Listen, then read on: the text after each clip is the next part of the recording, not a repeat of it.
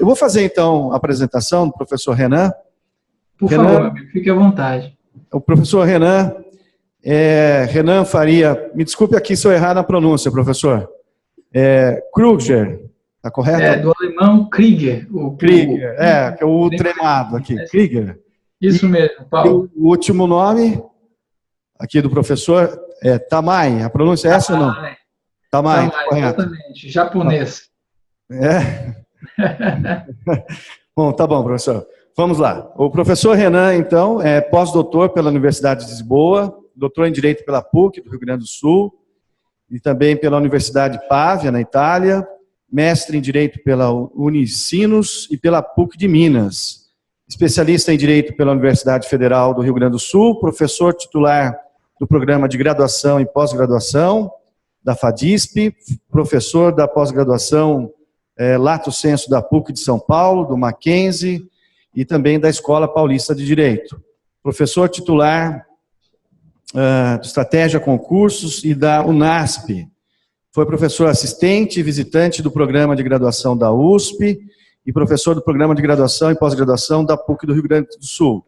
Presidente da Comissão de Processo Constitucional do Instituto dos Advogados de São Paulo, membro do IAPL, International Association of Procedural Law, do Instituto Ibero-Americano de Direito Processual, do IBDP, do Instituto de Direito Processual Civil, também do Centro Brasileiro de Estudos e Pesquisas Judiciais, CBPJ, da BDP-PRO, que é a Associação Brasileira de Direito Processual, e do CEAPRO, Centro de Estudos Avançados de Processo.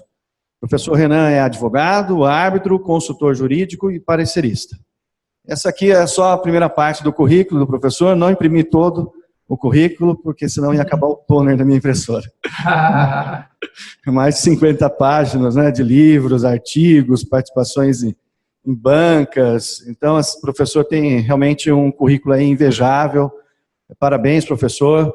Então, nós vamos dar início, então, professor. Vou passar a palavra para o senhor, então, para fazer as considerações, né, a respeito da cor julgada, seus aspectos polêmicos e atuais. E depois, então, a gente abre a pergunta para os alunos, né? Como eu havia dito, nós temos alunos da graduação, que vai aí do primeiro até o quinto ano, foi um aberto convite para todos. Alunos também da pós, ex-alunos também participando, tem um colega, né, advogado, tem um colega que é professor, o professor Wagner, que está aqui, ele também é assistente fiscal da Secretaria da Fazenda aqui do Estado de São Paulo.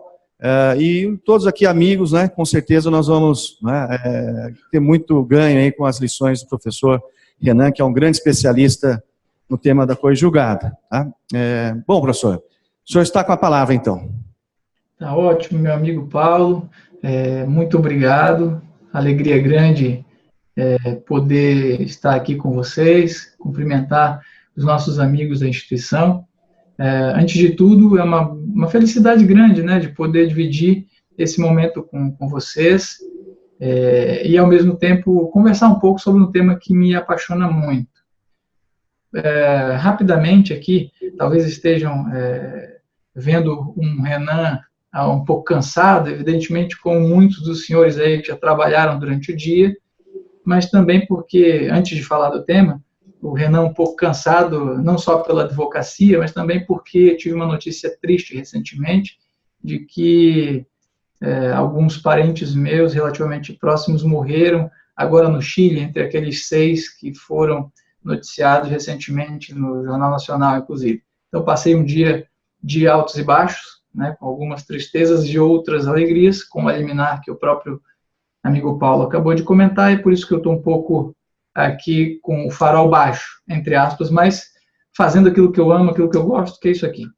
Bom, a coisa julgada, antes de falar evidentemente disso, falar um pouquinho, até porque foi proposital, sem pensar, mas foi proposital. Esse livro que fala sobre coisa julgada, que depois eu vou pedir ao Paulo que sorteie com a turma, eu vou enviar para vocês. Esse livro foi ontem, inclusive antes dessa nossa aula de hoje, foi fechado o acordo para fazer a segunda edição dele. Então é engraçado, falei, poxa, vou dar uma aula sobre coisa julgada com o amigo Paulo, com o pessoal da Toledo, e ontem tive a felicidade de ter a segunda edição desse livro anunciado. Eu vou mandar aí para os amigos também. Então, parece que muitas coisas casam para o bem aqui. Antes de falar, então, de coisa julgada, Paulo, só para falar para nossos amigos aí que estão buscando um espaço no mercado de trabalho, vou tomar aqui a liberdade de gastar no máximo 1 minuto, 2 para falar disso. Eu também praticamente fiz igual a vocês aí, vim de família simples, e evidentemente não tive muita escolha que não fosse estudar, tão somente. Eu fiz uma carreira muito rápida. Depois que terminei os estudos do pós-doutorado, ingressei como sócio aqui no escritório Arruda Alvim, que é onde eu estou hoje, inclusive, e advogando no Brasil inteiro. E o que eu posso dizer para os amigos é que todo o esforço que nós fazemos e que vocês hoje fazem para estudar e se especializar, realmente vão fazer a diferença logo mais quando vocês estiverem no mercado de trabalho, quer na advocacia, quer de outro lado no mundo dos concursos públicos, onde eu também trafego porque dou aula em preparatórios para concurso. Então, rápida passagem que eu digo é isso para vocês. Tudo é possível, basta sentar, se dedicar e estudar. Mas vamos lá, que esse não era o objetivo só, né, Paulo? Vamos lá. O objetivo de falar com meus amigos é coisa julgada. E eu, então, vou ser pontual. Antes disso, eu quero indicar alguns livros que vocês estão vendo aqui.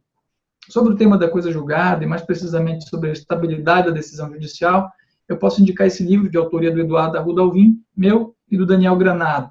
Esse livro está indo para a 2ª edição e tem um capítulo interessante sobre estabilidade das decisões judiciais no processo constitucional.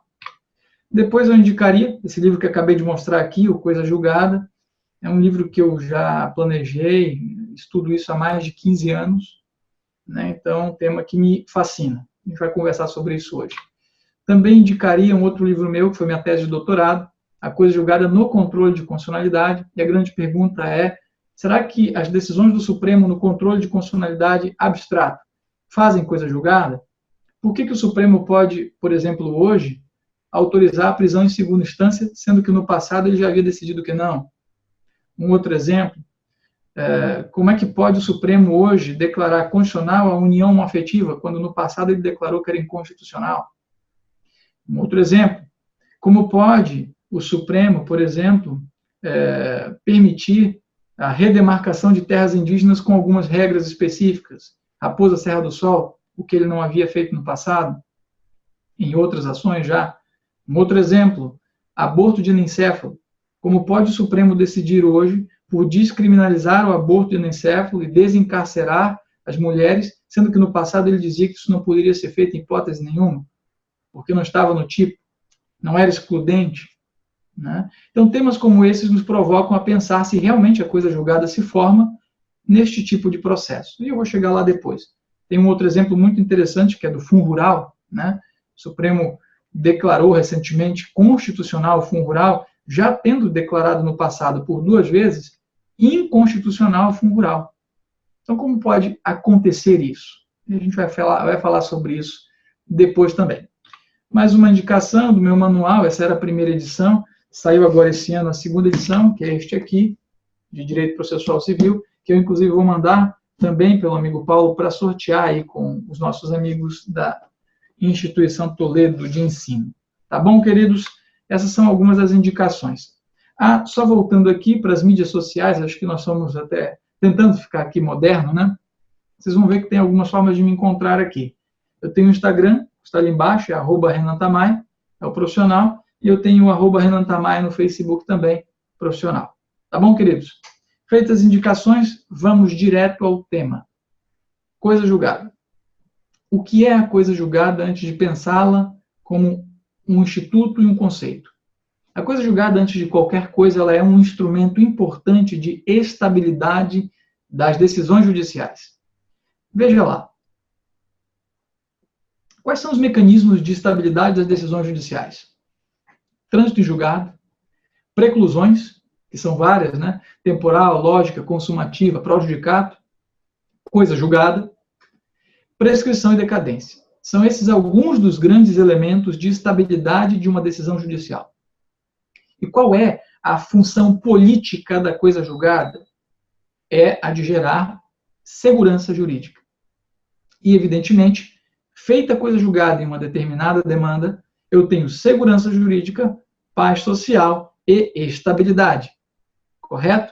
Então, esse é o cenário que a coisa julgada, evidentemente, produz. Ela é um elemento pacificador que, evidentemente, se dará. Por quê? Porque o Poder Judiciário afirma determinada relação jurídica, por exemplo, declara determinada relação jurídica, e essa declaração se tornará, como nós veremos, imutável e indiscutível. Eu logo chego lá. Mas antes disso, eu queria falar um pouquinho dessa função social ou função da coisa julgada. Portanto, essa é a função política da coisa julgada, de proteger o cidadão de uma discussão eterna. A ideia é que não se eternizem as questões. Então, esse é um ponto que vale a pena aqui o primeiro destaque. Agora, de onde vem a coisa julgada? Vamos passar adiante. Ela tem uma origem dupla. Para alguns, ela remonta à época da antiga Roma. E aí nós vamos lembrar dos processos que se desenvolviam na época lá, por exemplo, o processo da extraordinária cognitio, era uma das fases. Performance, por exemplo. Nós temos ali 3 fases no processo romano, que basicamente tinham como função dar a alguém, que não as partes, a possibilidade de resolver um conflito. E desde lá, nascia um elemento que se indicava como a origem da coisa julgada, que era um mecanismo de estabilização dessa decisão, para que ela se tornasse inquestionável. Há para outros também, de outro lado, a notícia de que a coisa julgada talvez venha do direito babilônico. E aí nós estamos falando de mais de 3.700 anos para trás. Isso também é uma outra importante informação. Esse slide que está aqui, depois eu vou passar para os amigos também. Então, fiquem tranquilos, não precisa anotar basicamente tudo. E aí passo a um próximo ponto. Veja, nós temos aqui no Brasil hoje, e não só no Brasil, mas no mundo, um debate bastante interessante sobre essa corrente, e eu explico a importância dela, que é a doutrina da tríplice identidade, a treseadem, como dizem alguns, ou triadem. Na verdade, o que é a tríplice identidade?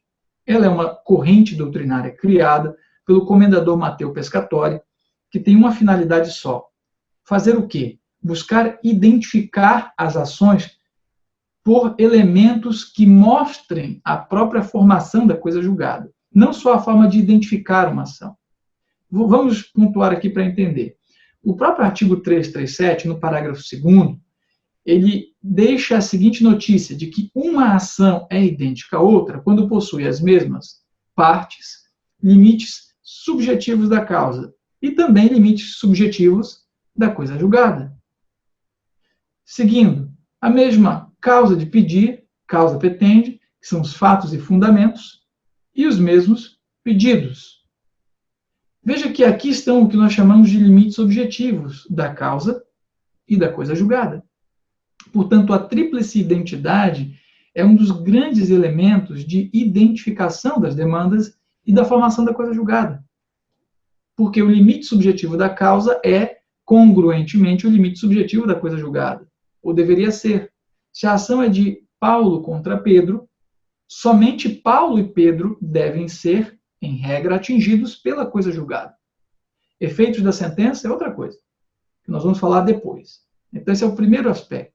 E a tríplice identidade é um caminho seguro para se identificar como se fraciona o que é o que na coisa julgada. E a causa de pedir e os pedidos, basicamente, nos mostram quais são os limites objetivos da coisa julgada. Ou seja, qual a declaração, qual o comando decisório que se tornará imutável e indiscutível. Isso é bastante importante. Fica aqui o meu alerta e o meu destaque com relação à teoria da tríplice identidade. Vou seguir, queridos, vou seguir. Passando pela ideia da tríplice identidade, nós chegamos à conceituação do que seria a verdadeira coisa julgada. Eu vou pontuar aquilo que é mais simples, eu passo rapidamente, aquilo que é mais complexo, eu vou parar um pouquinho mais. Aqui é simples, mas ainda assim eu preciso conversar com os amigos. Há na doutrina 2 formas de observar a coisa julgada. Há aqueles que conceituam coisa julgada como coisa julgada formal e material. Os senhores já devem ter, e as senhoritas também já devem ter ouvido falar disso, ou já leram, né?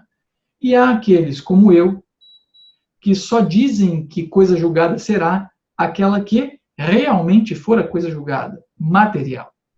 Por uma razão, a coisa julgada formal, ao final, nada mais é do que uma preclusão. Preclusão máxima, inclusive, que não é imutabilidade e indiscutibilidade, porque eu posso repropor a ação.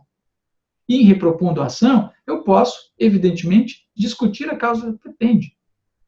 Então, o grande ponto aqui é perceber que, para alguns, essa divisão de coisa julgada formal e material serve como um mapa de classificação da coisa julgada. De outro lado, entendo eu, diferentemente disso, que coisa julgada só será aquela que realmente decidir a causa de pedir, os pedidos e afirmar qual é o conteúdo imutável e indiscutível. Eu já vou falar sobre isso. Pode ser uma declaração, uma condenação, uma mandamentalidade, uma executividade lato sensu, ou até, como nós vamos ver, outras situações colocadas ali.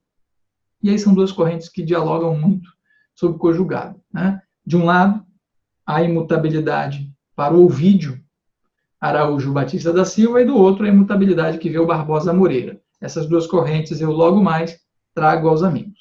Mas a primeira notícia, portanto, é essa aqui da coisa julgada material. E aí nós chegamos, então, à conceituação que o código utiliza, né? Eu vou tomar aqui a liberdade de simplesmente ler para os amigos rapidamente o dispositivo para discutir sobre o atingimento disso aqui. Diz o artigo 502, denomina-se coisa julgada material, e é engraçado que o código, evidentemente sabendo disso, só trata da coisa julgada material. Ela é o quê? A autoridade. A autoridade é uma força. A autoridade que torna imutável, e a partícula é de adição, não é alternatividade, não é ou, é e. Imutável e indiscutível. A decisão de mérito, não mais sujeita a recurso. Aqui, portanto, qual é a leitura que nós devemos, então, fazer? Coisa julgada é uma força, uma autoridade, que torna imutável e indiscutível a decisão de mérito. O que não é decisão de mérito não faz coisa julgada, portanto. Primeira premissa. Segunda premissa. A coisa julgada tem dupla proteção. Primeiro, uma imutabilidade. Eu não mudo mais. E depois, uma indiscutibilidade como consequência. E aqui nasce a diferença entre coisa julgada e trânsito em julgado. E preclusão. A preclusão e o trânsito em julgado, eles são atingidos pela imutabilidade no mesmo processo, e não fora dele. Agora, a coisa julgada é atingida pela imutabilidade no mesmo processo e pela indiscutibilidade em qualquer processo. Tanto assim o é que existe uma preliminar de contestação chamada de coisa julgada. Então, essa é a ratio, a razão de ser deste dispositivo. E aqui nasce uma outra discussão que eu comecei a falar, e agora eu vou terminar. Há duas correntes fortes no Brasil sobre o que é coisa julgada. Antes dessas duas correntes, tivemos uma outra internacional. Enrico Túlio Liebman, todos evidentemente já ouviram falar dele, ou de algum modo, se não ouviram falar, vão ainda ouvir falar, ou já tiveram a oportunidade de ler livros do Liebman, vão perceber que Liebman dizia que coisa julgada era um efeito. Coisa julgada para ele era a imutabilidade do efeito. Essa foi a primeira tese que Liebman apregoou. Uma tese que, na época, para a Itália, funcionou, mas logo se provou insuficiente, e explico por quê. Quando eu digo que os efeitos, ou o efeito da decisão é imutável, eu, evidentemente, estou dizendo que no mundo dos fatos nada pode ser diferente do que foi decidido. E isso é muito perigoso e uma falha. Explico. Imagine que eu sou condenado a pagar ao meu amigo Paulo 50 mil reais. Pode ser que eu simplesmente chegue ao Paulo e diga, Paulo, eu não tenho como lhe pagar 50 mil, mas vamos fazer diferente. Eu lhe dou um veículo que tenho. Serve para você? Serve. Se a imutabilidade estivesse nos efeitos, essa conduta não poderia ocorrer, porque a imutabilidade dos efeitos diz respeito à imutabilidade das consequências da decisão. Paulo não poderia receber o veículo no lugar dos 50 mil. E eu não poderia dar o veículo no lugar dos 50 mil. Porque seria imutável o efeito da decisão. E isso era coisa julgada. A imutabilidade dos efeitos do comando. E isso já se provou que não é, evidentemente, coisa julgada. Os efeitos de uma decisão são plenamente imutáveis pelas partes. por uma situação da vida, por uma realidade social, e assim vai. Então, é o exemplo que a gente pode ver, uma condenação em alimentos. Então, eu estou condenado a pagar para meu filho, eu ainda não tenho filho, mas, por exemplo, faz de conta, estou condenado a pagar para o meu filho R$ 5.000 de pensão por mês. Imagine que no dia seguinte eu ganhei na loteria, ou fiquei ainda mais rico. É evidente que se eu puder ter uma melhor condição, meu filho pode revisar os alimentos para um outro valor, bem como pode ser que eu tenha perdido tudo, não tenha mais patrimônio algum, e não possa pagar 5.000 por mês para meu filho. É evidente que o pagar alimentos para meu filho estão acobertados ali pela força da coisa julgada. O dever está acobertado. Agora, o valor que se deve pagar, este, por exemplo, pode ser revisto, pode ser modificado, porque isso é efeito da decisão, resultado, e não a própria decisão imutável, comando. Né? Então, foi isso que começou a se discutir. E aí, no Brasil, se construíram duas teses. A primeira delas é do Ovídio, que dizia o seguinte: Liebman errou.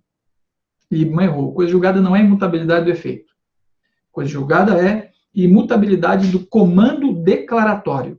Então, o que o Ovídio dizia? Coisa julgada só será a imutabilidade da declaração. Então, se declarou o pai, isso não muda mais. Agora o resto pode mudar. Essa foi a primeira corrente. A segunda corrente, do professor Barbosa Moreira, ambos, infelizmente, já falecidos. A segunda corrente do professor Barbosa Moreira diz o seguinte: não, coisa julgada é a imutabilidade do comando decisório, quer seja uma declaração, uma condenação, uma mandamentalidade, e assim sucessivamente. Né? Então, para Barbosa Moreira, o comando decisório, ou seja, a decisão, é imutável e indiscutível.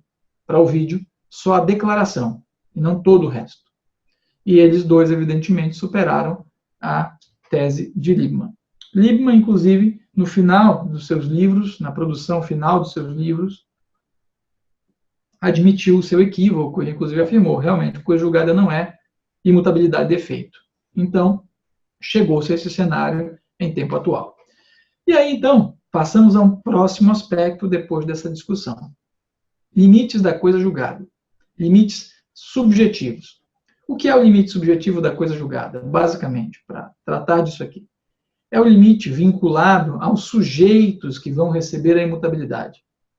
Exemplifico melhor aqui. As partes. É por essa razão, por exemplo, que o terceiro, que não é parte, não pode ser prejudicado pela coisa julgada. Se ele pode ser beneficiado, eu vou conversar com os amigos logo mais, não agora. Mas, inicialmente, por que um terceiro não pode ser atingido pela coisa julgada? Por uma razão. Porque ele não foi parte. Ele não participou da produção decisória em contraditório. Não é razoável nem crível que ele sofra a força da coisa julgada, porque ele não participou do processo. Então, o limite subjetivo da coisa julgada é vinculado às partes que participaram do processo em contraditório. Essa é a regra. E nessa estrutura, nós temos formas de ver os limites subjetivos. Interpartes, entre as partes, e aqui nós estamos falando de processo individual, entre a Maria e entre o Pedro, nós temos a seguinte situação: ultrapartes, quando atinge, além das partes do próprio processo, a terceiros em algum caso. E aqui é o exemplo que eu dou da substituição processual. Né? Caso em que, por exemplo, o substituído mesmo, não participando da lide, pode receber os seus efeitos. E aqui a tutela é coletiva, via de regra. São casos de tutela coletiva, que vem de ação civil pública, ação popular, mandado de segurança coletiva, e assim vai. Ainda, ela pode ser erga omnes, atingindo não só a um grupo ou classe, mas atingindo a todos. E aqui, via de regra, nós estamos falando de processos coletivos de natureza difusa, às vezes, inclusive. Estamos falando de uma situação muito maior, que lança os efeitos da decisão a todos, independentemente de terem participado ou não do processo. Então, é mais uma situação que se deve colocar. Indo adiante, eu quero ultrapassar os limites subjetivos e passar os limites objetivos rapidamente. Olha que interessante o 503, eu só vou chamar a atenção dele muito rapidamente, falo um pouquinho sobre isso e vou para as partes mais nebulosas que já estão chegando. O 503 fala o seguinte para nós. A decisão que julgar total ou parcialmente o mérito, de novo, mérito, tem força de lei nos limites da questão principal expressamente decidida, que é o limite objetivo da coisa julgada. É o conteúdo decidido que se torna imutável. Exemplo, eu tenho uma ação que busca a declaração de relação jurídica, o reconhecimento de que o Renan é devedor do Paulo. Se a declaração judicial que vier na sentença disser que Renan é devedor do Paulo e que esse débito será apurado em liquidação em sentença, por exemplo, a coisa julgada nesse caso, no seu limite objetivo, se dá em relação a essa declaração de que o Renan é devedor de Paulo e que deve pagar a Paulo. É uma declaratória com uma constitutiva positiva e que, inclusive, tem ordem, mandamentalidade. Pague. E isso vai ser apurado em liquidação, por exemplo. Esse é o limite objetivo da coisa julgada, o conteúdo, que vai se tornar indiscutível e imutável. O limite subjetivo, nós já falamos, é Renan e Paulo, sujeitos. Essa é a primeira premissa. Mas não é só isso que eu quero enfrentar com os amigos, eu quero enfrentar com os amigos o que vem agora. E esse é o primeiro ponto difícil de debate. Aqui eu vou parar porque nós precisamos discutir com profundidade isso. Porque nós temos uma chamada, por alguns, extensão dos limites objetivos da coisa julgada, por outros, ampliação dos limites objetivos da coisa julgada. Explico. A coisa julgada, no seu limite objetivo, ela está focada na causa de pedir, naquilo que se pediu na inicial, naquilo que se pediu na contestação e naquilo que se estabilizou com o saneamento. Então, veja, até aqui eu tenho o que nós chamamos de delimitação da causa, delimitação do que eu quero, meu pedido e o contrapedido do réu. Bom, uma coisa é o que nós chamamos de questão principal. A questão principal pode ser a seguinte, veja lá o exemplo. Eu tenho uma ação em que o Renan obrigou alguém, mediante ameaça, com uma arma, por exemplo, a assinar uma assunção de dívida. Imagine que essa pessoa assinou a assunção de dívida e o Renan hoje está cobrando o valor da assunção de dívida. Essa é a questão principal. Portanto, a questão principal é Renan está cobrando por uma assunção de dívida. Tá bem? Segundo passo. Aí, então, nós poderemos ter um outro debate. Nesse processo primeiro, a questão é só essa. Renan deve e o valor é tal. Todavia, o que acontece é que o Renan não podia fazer nada nesse processo principal porque ele ainda estava sob ameaça. A pessoa que lhe ameaçou disse o seguinte, meu amigo, você vai assinar, senão eu vou matar você, sua mãe, seu pai, sua esposa, seus cachorros, seus gatos. Gatos eu tenho, cachorro não. Vou tocar fogo na sua casa, vou acabar com a sua vida. É evidente que eu vou assinar a assunção, qualquer um dos senhores aí assinaria e não discutiria. E o sujeito ainda disse mais. E ai de você que abra o bico. Não abriria o bico de jeito nenhum. Agora o Renan se mudou para Esbórnia. Brincadeiras à parte, aqui o Renan se mudou para um outro país ou para um outro local. E então o Renan resolveu fazer o quê? Trazer uma questão prejudicial à principal, qual seja a nulidade do negócio jurídico.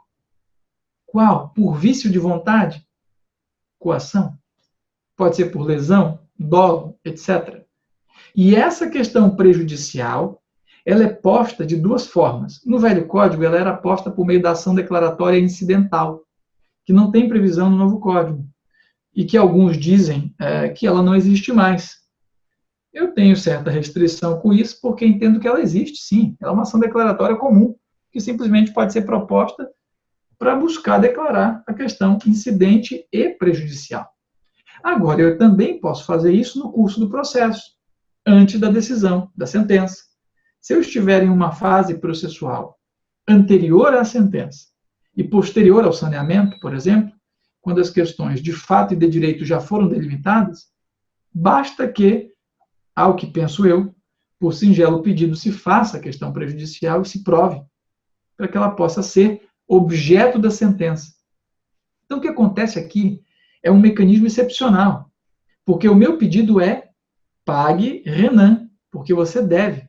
A minha resposta na contestação é não pago, não devo, mas não digo por quê. Isso está estabilizado. Em tese, eu não poderia decidir fora desse esquadro. Todavia, o parágrafo 1º, nós vamos ver, permite que a questão prejudicial seja conhecível pelo julgador e decidida pelo julgador em tempo e faça parte da coisa julgada, mesmo não tendo sido objeto do pedido inicial na causa petende pelo autor e pelo réu, desde que o momento seja adequado e razoável. E veja então comigo quais são os requisitos para isso. Parágrafo 1º. O disposto no caput aplica-se à resolução de questão prejudicial. O outro exemplo que eu poderia dar, por exemplo, aqui, é de uma ação de cobrança de aluguéis, por exemplo. Então, estou lá eu sendo cobrado por aluguéis que eu já paguei. Mas eu tenho um outro sujeito que subloca de mim um quarto. E ele tem os comprovantes de todos os pagamentos. É evidente que se ele encontra esses comprovantes de pagamento antes da sentença, eu posso suscitar uma questão prejudicial, qual seja o pagamento, em tempo. Então é mais um exemplo. Há outros tantos. A ação de alimentos, cuja questão prejudicial é a ausência de paternidade. Eu tenho uma ação de alimentos, de fixação de alimentos, para alguém que se acha meu filho. Mas eu tenho uma questão prejudicial a isso, que é o quê? A declaração de não ser pai, de negativa de paternidade. Se a negativa de paternidade for procedente, os alimentos serão improcedentes. Se o reconhecimento da nulidade por coação for procedente, a cobrança é improcedente. Então, veja, a questão prejudicial, ela é prévia e muito importante para definir a principal. Vamos lá, então. Então, o artigo diz: decidirá expressa e incidentalmente no processo se. Então, primeira regra. Questão prejudicial, ela vai ser decidida de modo expresso. Ela precisa ser decidida de modo expresso no processo. E, aditivamente a isso, de modo incidental. Então, essa é a regra inicial do jogo. E isso é importantíssimo que tenhamos presente, tá bem? Então, a questão prejudicial será decidida primeiro de modo expresso e incidental, ou incidentalmente no processo. Mas quais são as condições para isso? Quais são as condições? Primeiro, se desta resolução depender julgamento de mérito. Então, a questão prejudicial só pode ser questão pertinente a mérito. Segundo, se houver a respeito da questão prejudicial contraditório prévio e efetivo. Eu preciso que a situação seja colocada de modo a que a parte prejudicada com a questão prejudicial possa exercer um contraditório prévio, ou seja, anterior à decisão, que trate da questão prejudicial e, efetivamente, debater tal tema. Então, a segunda situação é essa. E o terceiro requisito, que o juízo seja competente para decidir a questão principal e a questão, evidentemente, prejudicial. E, ao final, parágrafo 2º, não podemos ter limitação probatória de modo algum que impeça as partes de discutirem aqui a questão prejudicial. Tá bem? Então, a cognição precisa ser uma cognição plena, ela não pode ser uma cognição sumarizada, exatamente o que não se aplicaria na tutela provisória, por exemplo, e eu não posso ter restrições probatórias. Então, pontos importantíssimos para chegarmos a essa conclusão. Tá bom, meus amigos? Então, essa é outra questão importante sobre o tema. Nós também sabemos, indo adiante aqui, nós também sabemos que não faz coisa julgada no nosso sistema os motivos, ou seja, a fundamentação, e nem a verdade dos fatos. Fica aqui só um parêntese, para aqueles que querem pesquisar um pouquinho mais. Na Alemanha, o Bundesverfassungsgericht, o Tribunal Constitucional Alemão, e o sistema processual civil alemão tem uma particularidade interessante, que permite, em algumas situações, que a motivação faça parte da coisa julgada. Isso é bem excepcional, isso vai acontecer em algumas situações de controle de constitucionalidade realizado pela Suprema Corte, pela Corte Constitucional de lá, em que se vai permitir excepcionalmente falar disso. No Brasil, não. No Brasil, somente o dispositivo é que faz coisa julgada, tá bem? Então, fique aqui com essa notícia que ela é bastante importante para os meus amigos. Passando adiante, chego a um ponto que é também ponto de dor de cabeça. E eu queria conversar um pouquinho com vocês e deixar a provocação. Esse aqui eu não vou dar a resposta, mas eu vou provocar. Essa é a minha função. O artigo 506 fala o seguinte, aqui nós estamos falando de limites subjetivos da coisa julgada. Diz assim, a sentença faz coisa julgada às partes entre as quais é dada. Para aqui, antes da vírgula. Isso aqui é a regra do jogo. Você foi autor? Foi réu? A coisa julgada é para vocês. Autor e réu.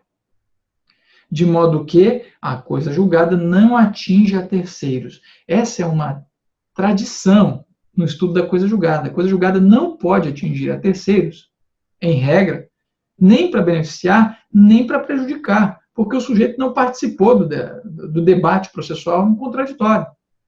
Como é que eu vou querer estender a alguém a coisa julgada se eu tenho, evidentemente, essa situação posta? Segundinho, queridos, segundinho. Estou numa videoconferência aqui. Perdoe-me. Esse é o problema do escritório. Acabam ligando ainda assim para a gente. Desculpe. Muito bem. E aí nós vamos adiante. Próximo passo. Próximo passo.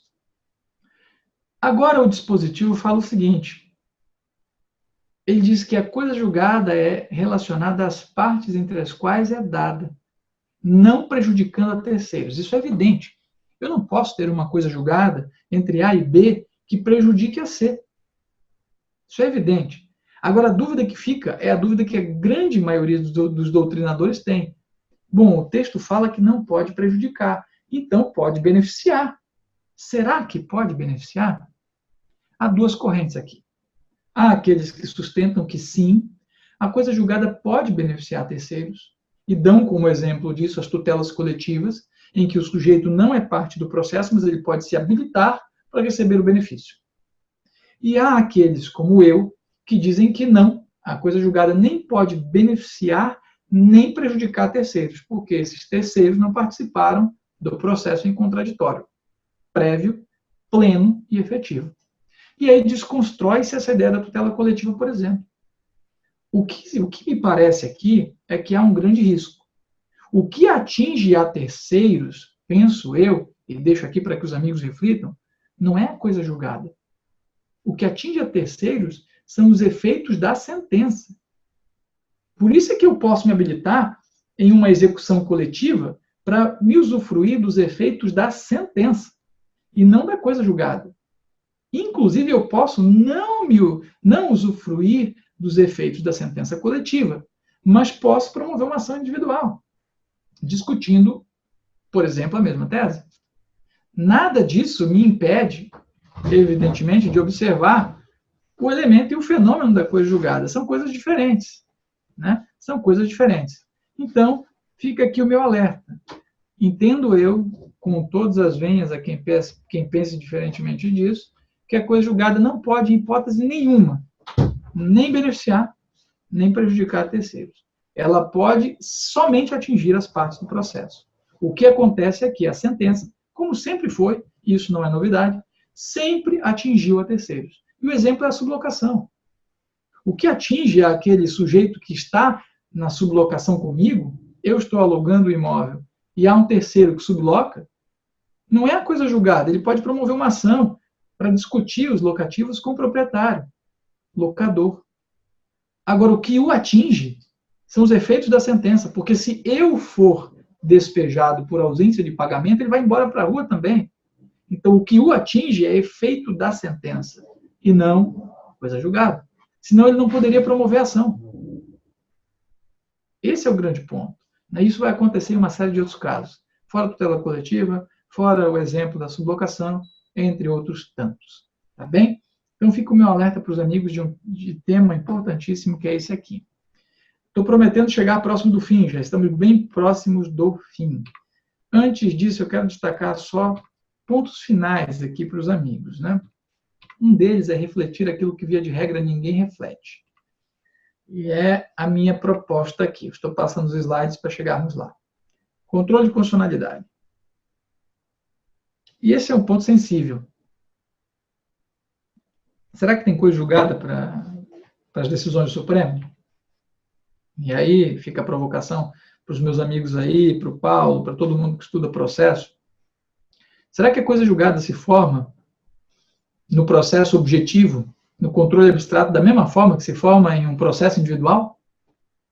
Ou será que não se forma, ou forma-se de outro modo? Veja comigo o seguinte. Há uma diferença muito grande aqui, eu quero distinguir, porque é a hora de separar, a meu juízo aqui, o joio do trigo.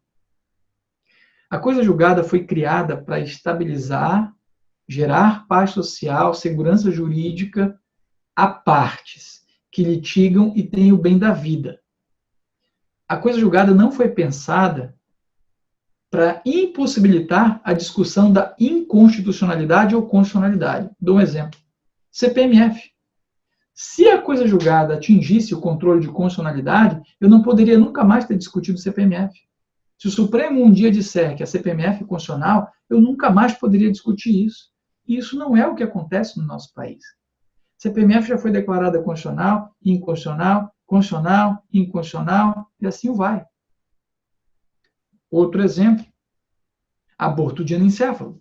Se houvesse formação de coisa julgada no controle abstrato, eu não poderia ter hoje uma decisão que diz que o aborto de anencefalo não gera encarceramento. Outro exemplo, eu não poderia ter união afetiva. Outro exemplo, eu não poderia ter demarcação de terras indígenas da forma que nós temos hoje, com 20 regras criadas pelo Supremo em Raposa Serra do Sol. Eu não poderia ter prisão em segunda instância. Eu não poderia ter utilização de algemas no sistema que nós temos hoje. Uma série de outras situações. Eu vou parar por aqui porque são inúmeras. Ficha limpa. Né? Então, o grande ponto aqui é, e vem a minha provocação, será que existe realmente coisa julgada no controle de constitucionalidade? E a pergunta tem duas respostas. A meu juízo aqui, simplesmente expondo para os amigos o que eu penso, que é o que está basicamente nesse livro aqui, Coisa Julgada, está indo para a segunda edição. No controle difuso, existe coisa julgada. Por quê? O controle difuso vem da ação da Maria contra o Pedro. E ela chega no Supremo via recurso extraordinário. E o recurso extraordinário vai transitar em julgado e vai receber a força da coisa julgada. Porque é a ação da Maria contra o Pedro. Quanto a isso, não se discute. Agora, no controle abstrato, que é controle da lei em tese, e é um controle político que o Supremo deve exercer, digo eu que a coisa julgada não se forma. Por que não se forma? Por uma razão. Se eu dissesse que no controle abstrato as decisões do Supremo têm força de coisa julgada, eu não precisaria mais de legislativo, e o legislativo não poderia fazer nada se a decisão do Supremo tivesse força de coisa julgada. E nós temos um grande problema. Quer dizer que, então, se o Supremo decidir que determinada lei é inconstitucional, o legislativo não poderia mais legislar sobre isso. Outro exemplo. Se o Supremo declara constitucional determinada lei ou ato normativo, o Legislativo também não poderia mais nada dizer sobre isso. E nós temos aqui um problema enorme. Existem duas leis, a Lei 9868 e a 9882, que criam o sistema de procedimento para o controle abstrato de constitucionalidade. E elas dizem que a decisão do Supremo em controle abstrato tem um grau de vinculação que atinge aos demais órgãos do Poder Judiciário, e não ao próprio Supremo. E também não atinge ao legislador, atinge aos demais órgãos do Poder Judiciário e à administração pública. Por que não fala do Legislativo?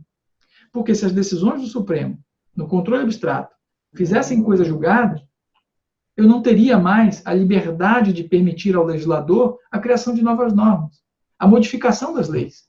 Eu não teria mais revogação de lei, nem a criação de novas normas que fossem contrárias à posição do Supremo, no controle abstrato.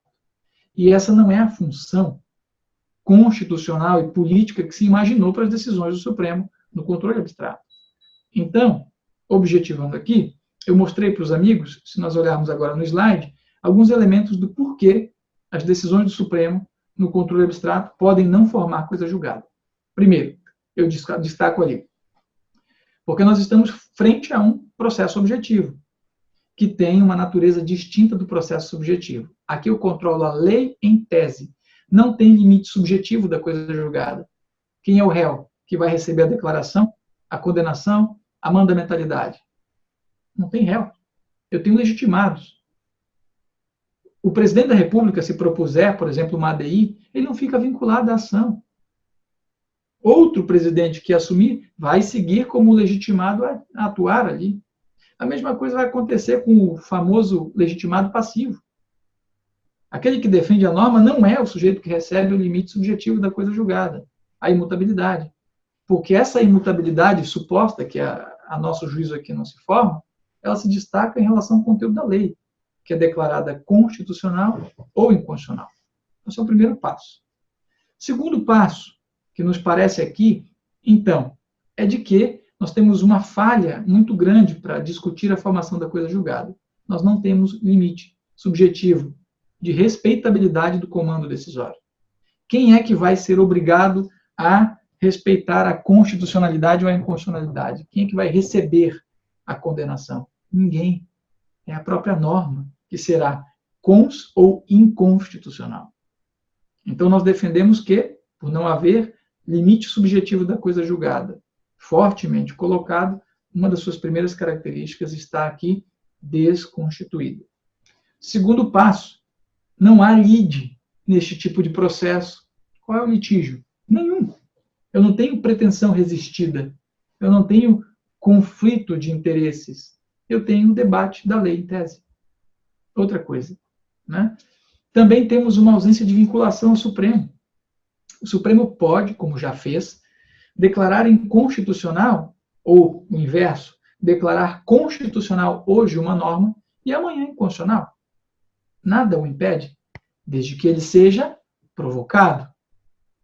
E assim, outras tantas razões que nós podemos encontrar. Eu tenho aqui uma série de exemplos. A diferença, por exemplo, de trânsito julgado e coisa julgada, efeito vinculante e coisa julgada, eficácia erga omnes e coisa julgada. Todos esses fenômenos não representam coisa julgada. São fenômenos de estabilização das decisões e de respeitabilidade das decisões, porque não se pode confundir com coisa julgada. E outra coisa, para encerrar, a função do Supremo como intérprete da Constituição. Se o Supremo é intérprete da Constituição, ele pode interpretá-la hoje de um modo e amanhã de outro. E é por essa razão que dizer que as decisões do Supremo no controle abstrato têm força de coisa julgada, evidentemente, pode representar aqui um retrocesso enorme para o Estado democrático e para a própria estruturação do Estado, de modo geral. Porque daí nós não precisaríamos de legislativo e, possivelmente, pouco precisaríamos de executivo. O Poder Judiciário faria absolutamente tudo.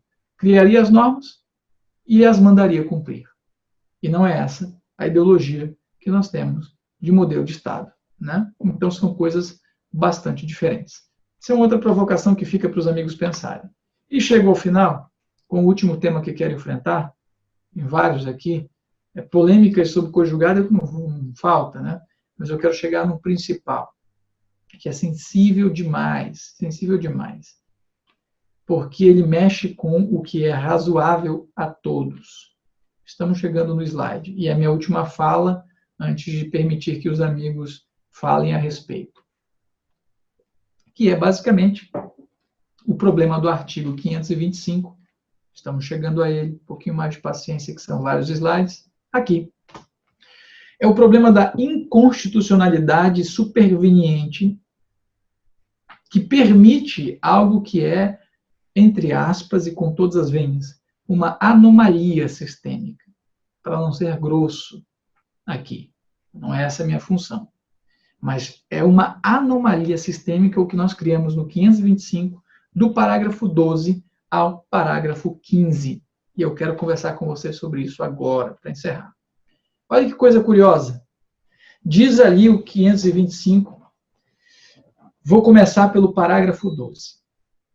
Para efeito do disposto no inciso 3º, parágrafo 1º deste artigo, considera-se também inexigível a obrigação reconhecida em título judicial fundado em lei ou ato considerado inconstitucional pelo Supremo. Isso é maravilhoso. Se na minha ação o Supremo declara lá no final que o título que eu estou executando ele é inconstitucional por alguma razão, eu simplesmente tiro a sua exigibilidade e tudo certo. Até aí, parágrafo 12, muito bem. O problema todo nasce agora no 15. Olha o 15, o que vai nos dizer. Se a decisão do Supremo, que se refere ao 12, que é aquela que a gente falou lá, da inconstitucionalidade que atinge o título que está sendo cumprido, for proferida após o trânsito em julgado da decisão exequenda, caberá ação rescisória, cujo prazo será contado do trânsito em julgado da decisão proferida pelo Supremo. Isto é uma coisa que nunca se viu em lugar nenhum do mundo. Trocando em miúdos aqui o que eu vou dizer para os amigos, a situação é a seguinte. Primeiro exemplo. Tem um título judicial que está sendo cumprido. Este título, agora, por meio de uma decisão do Supremo, foi considerado inexigível e declarado inconstitucional. Por essa razão, evidentemente, destruo a execução, extingo a execução e acabo com a discussão. E aí, tudo correto. Imagine que ainda no segundo exemplo agora, esse meu título judicial que está sendo executado já é objeto de coisa julgada. Eu tenho a rescisória para fazer. Contando de quando? Do trânsito julgado da minha ação. Eu vou dar um exemplo já para vocês. Esse é o segundo caso.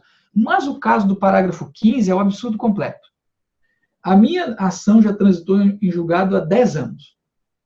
Correto? O meu título judicial está sendo cumprido há mais de 10 anos. Ou há 10 anos. E o Supremo hoje decidiu que o meu título e outros tantos iguais são inconstitucionais. Sabe de quando é que eu vou contar o prazo por rescisória? Não é da minha decisão, é da decisão do Supremo. Isso rompe com a segurança jurídica de um modo absurdo. Coisa que eu nunca vi na minha vida em lugar nenhum. Mas nós temos no Brasil. A meu juízo, esse parágrafo 15 é altamente inconstitucional. E eu vou dar um exemplo para você. Fundo rural. Olha que coisa curiosa. Foi objeto de um parecer, inclusive, que eu franqueei há pouco tempo. Trabalhei com um querido amigo, o professor Vanderlei, que é coautor aqui de alguns livros comigo. Tem um livro, inclusive, que está saindo bacana, que a gente está escrevendo sobre decisão judicial, sai em breve. Mas a gente fez um trabalho juntos nesse parecer. A questão foi basicamente a seguinte, escute aí, que é a minha última conversa para encerrar. A situação era a seguinte, um produtor rural promoveu um mandado de segurança. Nesta ação, ele queria a declaração de que o fundo rural, no caso dele, era inconstitucional. Tá bom. Ele conseguiu essa declaração pelo juiz, o tribunal manteve e o Supremo Tribunal Federal manteve essa decisão com base em 2 REs repetitivos. 2 recursos extraordinários repetitivos. Passaram-se 8 anos e esse nosso cliente não pagou o fundo rural, porque tinha uma decisão judicial que dizia que ele não precisava pagar fundo rural. Segurança jurídica. Quase 10 anos. Sabe o que aconteceu? Pois é. Ano passado, o Supremo, por um outro RE, mudando os 2 anteriores, disse que o fundo rural agora é constitucional. Porque o momento financeiro do Brasil é difícil. Concordo que o momento é difícil, mas e a segurança, como fica? Pois é, declarou que é constitucional. Sabe o que aconteceu, meus amigos? Foi proposta ação rescisória, com base no parágrafo 15, para cobrar de volta do meu cliente todos os valores de fundo rural não pagos. Aí tem a discussão da prescrição, que eu não vou entrar no mérito. Não é o caso aqui. Tem a prescrição quinquenal, é outra coisa. Mas fez com que este cidadão que confiava na coisa julgada, que confiava na estabilidade, na segurança jurídica e na paz social, perdesse tudo. Tudo que é coisa julgada, segurança jurídica, paz social, não existe mais. Porque agora a rescisória é contada do trânsito julgado da decisão do Supremo e não mais da do meu cliente, no mandado de segurança. Isto é, meus amigos, para encerrar minha fala, se não inconstitucional, algo extremamente perigoso e deletério. Evidentemente, cada um tem a sua opinião do parágrafo 15. A minha opinião é de que este parágrafo 15 ele é um atentado à segurança jurídica, à própria coisa julgada, à paz social, à estabilidade, e simplesmente coloca as pessoas em uma situação de insegurança enorme. O que eu digo hoje a você é o seguinte, enquanto o parágrafo 15 estiver em vigência, Você teve um crédito que recebeu? Melhor guardar e não tocar nele. Porque pode ser que daqui a 10, 15 anos, o Supremo resolva declarar o seu título inconstitucional, o seu e outros. E pode ser que você ainda seja objeto de ação rescisória, como este meu cliente. E, infelizmente, seja obrigado a depositar o valor e até, às vezes, devolver o valor, com juros, correção e etc. Extremamente perigoso, problemático, mas é uma situação que se impõe. Meus amigos, da minha parte era isso. Combinamos de tentar conversar rapidamente com vocês um pouco sobre temas polêmicos da coisa julgada. Espero ter ajudado de algum modo. Desculpem a face cansada de alguém que passou por bons e maus momentos no dia de hoje, mas que, com prazer, encerra aqui esse time, falando sobre um tema agradável, para um grande amigo, admirável professor que está aí coordenando vocês, pessoa da mais alta respeitabilidade, seriedade, e um exemplar amigo e irmão a quem eu respeito e tenho um carinho imenso. Estou às ordens, muito obrigado por tudo, e um grande abraço a todos. Bom, vamos agradecer então ao professor Renan, com uma calorosa aplausos aqui para ele. Obrigado, querido. Obrigado. Professor Renan, muito obrigado pelas suas considerações sobre a coisa julgada. Tenho certeza que foram realmente de muita valia para os alunos. Todas as indicações bibliográficas aqui com certeza foram anotadas. A nossa instituição conta com uma plataforma de pesquisa da Revista dos Tribunais. Os livros, né, do amigo mencionados, com certeza também serão objeto de pesquisa nessa plataforma. Vou incentivá-los, né, a fazer a leitura e o estudo. E eu queria, né, então, vou abrir aqui por alguns minutos apenas, ver se alguém gostaria de direcionar alguma pergunta ao professor Renan sobre o tema da coisa julgada, se alguém gostaria de fazer uma pergunta. Se não, eu faço, se ninguém se dispor. Você manda, meu amigo. Professor, só rapidamente, dentro dos slides aí, e também é tema de vosso livro, eu gostaria que o senhor falasse um pouquinho sobre o conflito de coisas julgadas. Ah, sim. Que é um tema, né, bastante interessante dentro da questão da coisa julgada. Quer dizer, se nós tivermos uma decisão que viola a coisa julgada anteriormente formada, e isso não foi impedido pelo juiz, né, ou pelas partes, eventualmente, qual que prevalece, na opinião do amigo? Né? Se prevalece a primeira, se prevalece a segunda? Esse é um tema que parece que a gente ainda está um pouquinho longe, né, de chegar a uma solução definitiva. É verdade. Quando o professor é um gênio, é isso que vem dele, né? O pessoal aí tem um gênio na mão, que coisa bem boa. Queria eu ter um professor desse na minha época da graduação ou dos bancos, mas não foi o meu caso. De todo modo, a pergunta é fantástica, porque ela bota a pimenta em um tema que eu também enfrentei nesse livro, é verdade. Estava nos slides, mas não deu tempo de tratar no espaço e tempo aqui, mas é um problema enorme. São duas correntes. Explicando para os amigos. A primeira corrente, a corrente capitaneada pelo Araquém de Assis, que é um processualista a quem eu respeito, pelo que se produziu, evidentemente, que diz o seguinte, que vale é a segunda coisa julgada porque ela é a última. Então, essa é uma corrente que tem a sua razão de ser, o STJ já adotou ela em um momento do passado, sim, mas a corrente a qual faço eu, coro, professor Arruda Alvim e outros, é divergentemente desta. Para nós, a coisa julgada é uma só. Qual? A primeira, única e verdadeira. Tudo que vier depois da primeira, única e verdadeira coisa julgada é espúrio. Não é coisa julgada. Tanto que é objeto, ou deveria ter sido objeto de apreciação preliminar na contestação para aplicar a coisa julgada. Então, e o STJ já decidiu, inclusive, recentemente, sobre esse tema, na dúvida ou no conflito entre coisas julgadas, vale aquela que é a verdadeira, a primeira e única. Ela é, a nosso juízo aqui, a garantia de imutabilidade e consequente indiscutibilidade do comando decisório. Se a primeira coisa julgada é imutável e indiscutível, a segunda sequer poderia ter existido. Então, é a corrente que nós adotamos aqui, meu amigo e meu irmão, mas, evidentemente, sabendo que há, de outro lado, corrente respeitabilíssima, a qual eu rendo, evidentemente, o respeito, mas não me filio. Bem, professor, então nós vamos encerrar. Eu gostaria de agradecer ao amigo, ao professor Renan, uma pessoa fantástica, né, que nos brindou hoje com essa brilhante palestra. Gostaria também de externar os meus sentimentos, né, pelos familiares do amigo. Nós poderíamos até, não sabia, né, disso, a gente poderia até ter reagendado, remarcado, porque a gente sabe que é realmente um momento muito doloroso, né, para a família, uma tragédia que ocorreu.